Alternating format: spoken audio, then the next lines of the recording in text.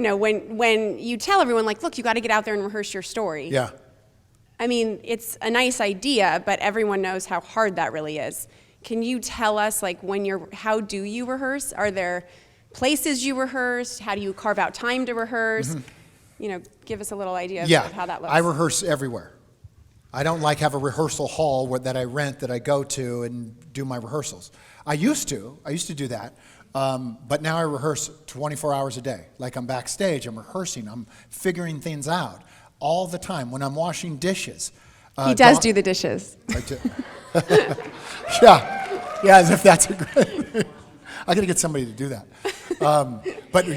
He rehearses when he's doing the dishes. When I'm doing the dishes, the kids and Dawn always go like this, "What'd you say, Dad?" And I'm like, "Nothing. I was rehearsing." But they think I'm talking to them. But I'm always writing. I'm always rehearsing all the time. When you come to the Mastermind people come to my studio, my office, you will see that the walls are covered with my writings and my thoughts and my ideas so that I'm getting them down on paper so I can memorize them over months and months and months of time. And therefore, when I'm on stage, I've been memorizing something for 8 months. I haven't said it on stage yet, but a year passes and boom, it comes out of my mouth. Because it's been on the wall and I've been applying it to my molecules for so many months. But I don't want to have to think up here. I want to just give it. And so the only way to do that is to attach these things to your molecules, to actually, to make it a part of your body. And that's what we'll learn. We'll learn how to do that after lunch with Jean-Louis. I love words and I love impact. I've always loved impact. Like, I liked hitting people, like making that kind of impact, and then impacting people from stage. Impacting their emotions or their solar plexus. I like impact. So I'm constantly thinking, how can I make a better impact? What do these people need? How can I fulfill on what they need? And then I decide usually what you need. I don't wait for you to decide. I decide for you. I said, you know what they need? They need to know that they're the best. And they need to know that that's their birthright. That's what they need to know. And they need to get their mind straight about that. And they need to disassociate themselves with the culture around them that says, you're not the best. You're mediocre. And if we choose you, you can be the superstar for 1 month, and then that's it. And that's all a lie, as we all know.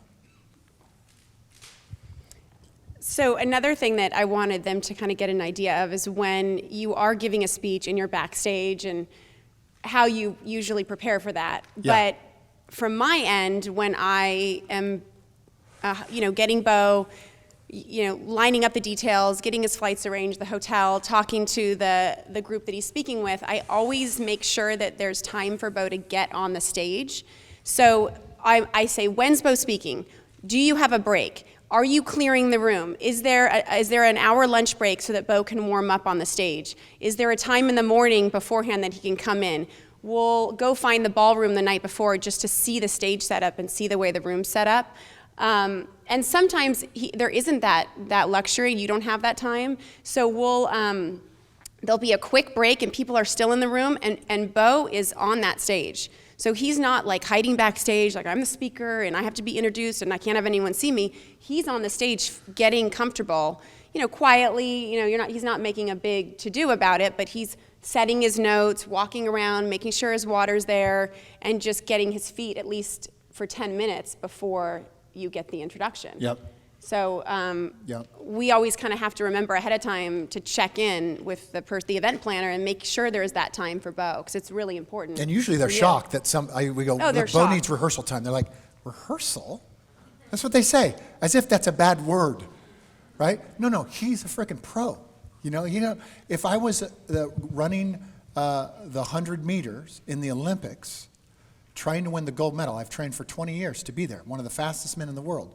Do I just enter the Olympic stadium and walk right to the blocks and just start and try to win? I ain't winning shit if I do that, right? Pros have a process and a ritual and a routine that they go through. But most speakers go like this. They show up, and they just go, well, here I am. Hey, how you doing? Good to be in Detroit. And then you're bored. You're bored from the first word out of their mouth because they're not ready to be on stage. They're just not brave enough to get ready. Pisses me off, too. Because you know what? In the end, those amateurs cost you money. They're in the way. You notice how amateurs are always in your way? They're always in your way. They're not willing to pay the price. They want something for nothing. They want to be chosen. Please choose me. Please choose me. And we don't play that way. We choose ourselves and we prepare for that day of greatness, which is on its way. All of us in this room, each one of us, there's 2 or 3 days, 4 maybe for some of us, of this year that are crucial. 3, 4 days that are crucial.